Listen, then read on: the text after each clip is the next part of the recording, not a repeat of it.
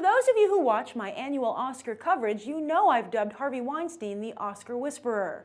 I mean, we're talking about a man who was able to wrangle acting nominations for Silver Linings Playbook across the board, including Best Supporting Actress for Jackie Weaver, who didn't have a single intimate scene in the film.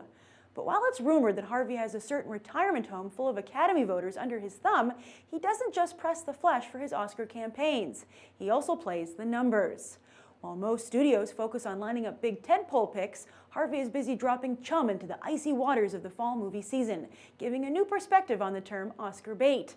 And as always, this year the water is set to run red with all the meaty pictures he's got set. The first one, Fruitvale Station, hits in late July, most likely in an effort to not only build early buzz and not compete with Harvey's other pictures, but also to capitalize on its impressive debut at Sundance. Premiering as just Fruitvale, the indie flick tells the story of the last day of a young man's life before being shot and killed by a police officer.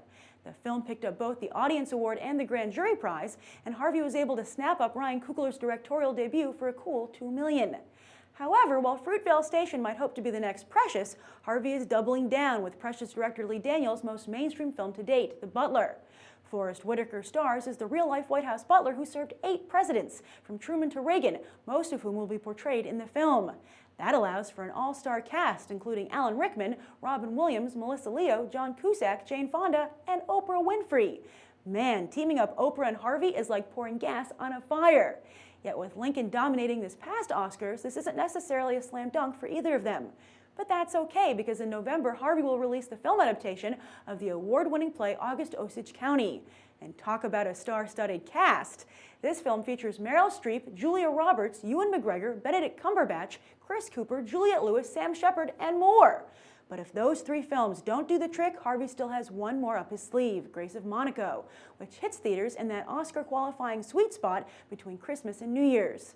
Just as he was able to garner a ton of attention and kudos for Michelle Williams playing another Hollywood blonde icon, Harvey will try to do the same for Nicole Kidman this year. Like My Week with Marilyn, Grace of Monaco focuses on a specific and short window of time in Grace Kelly's life. But while My Week with Marilyn failed to win any Oscars, Grace of Monaco is directed by Olivier Dahan, whose La Vie en Rose won the Oscar for Best Actress and made Marion Cotillard a Hollywood star. Or at least got Christopher Nolan to notice her, and he made her a star. So that's Harvey's 2014 Oscar playbook. Do you think he gets by on instincts, or are you beginning to see the patterns and tricks that have allowed Harvey to boil the Oscars down to a science? And are you yourself rooting for any of his contenders? Write your thoughts down below. I'm Grace Randolph, and this has been a Movie Bite. You can watch more right now.